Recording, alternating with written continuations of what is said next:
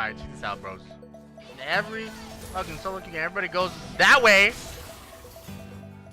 So many of us have seen Afro's stream highlights on how solo queue players dodge. For many players, understanding how players dodge skill shots in solo queue is a matter of intuition and strong game sense developed over a stupid amount of hours spent playing. The truth is, however, that the direction in which a player will dodge is a matter of circumstance rather than a set path. In some scenarios, some players will have multiple directions in which they can dodge. However, in other scenarios such as Afro moves, a player may only have one optimal direction in which they can dodge. These scenarios exist when a player is already running along one of the directions he or she can dodge.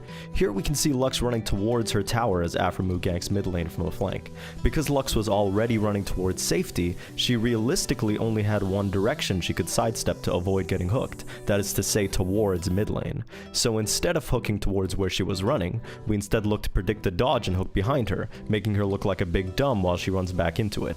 The same is demonstrated here against Twitch.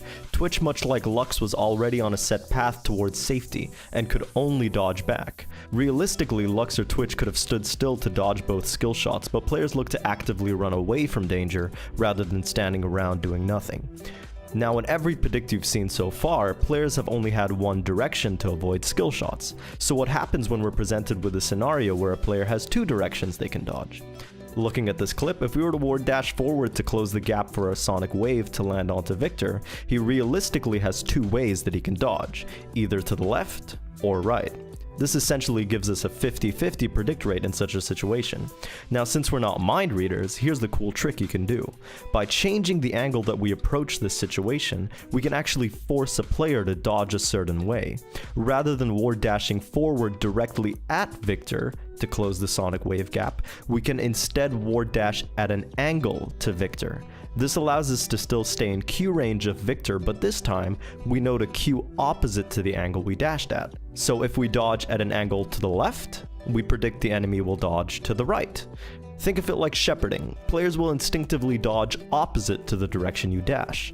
Now, obviously not every hero with a skill shot is Leesin, but such a trick could work just as well if you flashed at an angle instead of ward hopping, allowing you to do this on just about any hero that can flash, which is usually all of them.